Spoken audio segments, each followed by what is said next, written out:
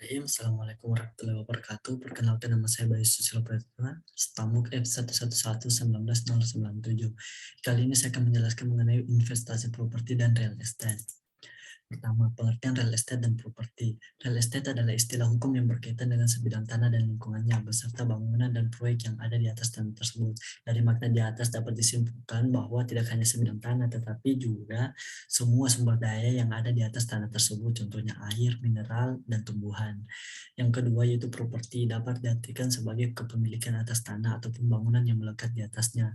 Jadi dapat disimpulkan bahwa real estate itu dia hanya membahas menyangkut fisik, sedangkan properti tidak hanya fisiknya, tetapi juga kepemilikan atas tanah dan bangunan tersebut.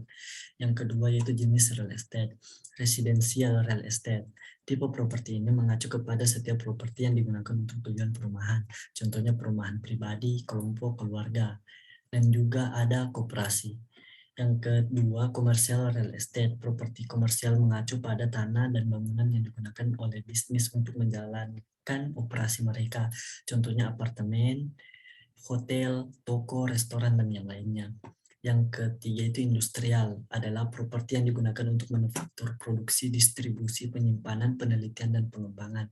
Yang ini contohnya pabrik dan pergudangan.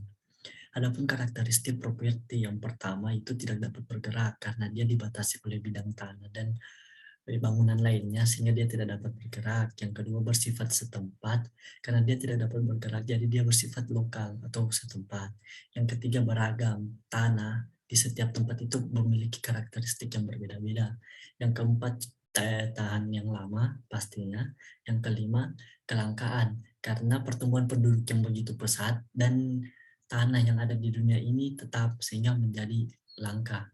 Yang keenam, tidak dapat dibagi. Tentunya tanah ataupun bangunan tidak dapat dibagi dengan volume ataupun kisaran yang kecil.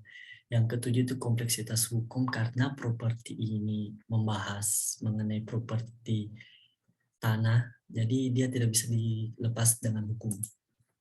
Keuntungan dan investasi properti. Yang pertama sebagai passive income tentunya. Yang kedua, harga cenderung naik, cuan besar karena harga dari setiap properti itu akan terus meningkat.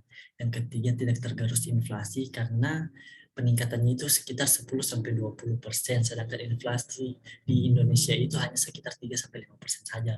Yang keempat, kita yang menentukan harga. Dan yang kelima, tidak perlu dipantau setiap hari. Terima kasih. Sekian dari saya. Assalamualaikum warahmatullahi wabarakatuh.